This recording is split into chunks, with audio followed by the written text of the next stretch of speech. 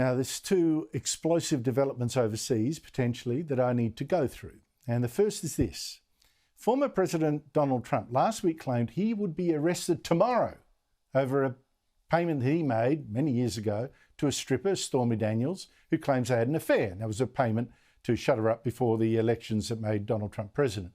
Now, Trump has said he's now the leading Republican candidate to become president in the election next year. And if he's arrested, his supporters should protest. They should take their nation back.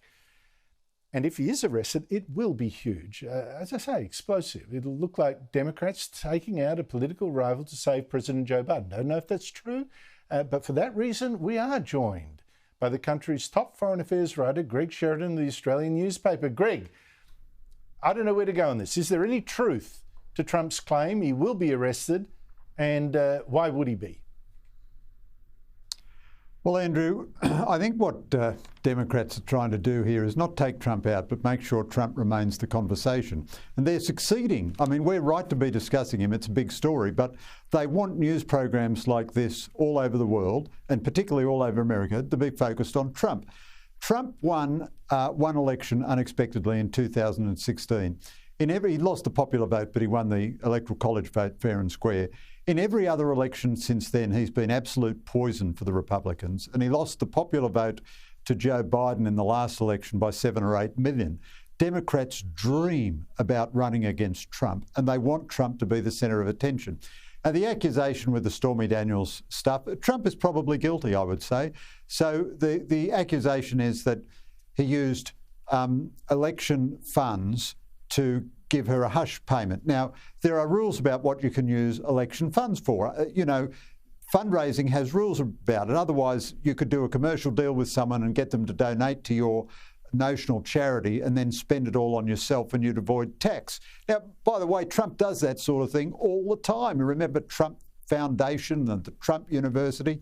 But his defenders will say, quite rightly, that it's such a trivial matter.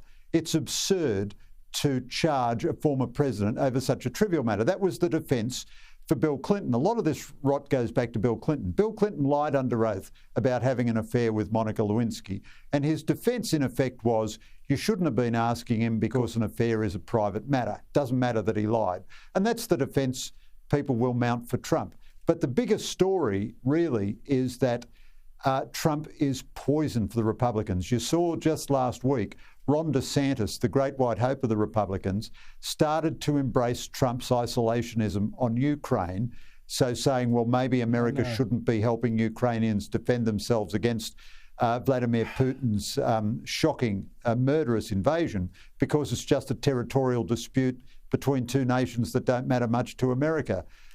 Now, if Democrats can keep Trump in the middle of everything, they got a much better chance of winning the next presidential election than if Trump would just go away. But of course, he won't just go away. He's our worst nightmare. That is so disappointing from Ron DeSantis, but it shows the pressure is under from the right wing of the party to do with Trump.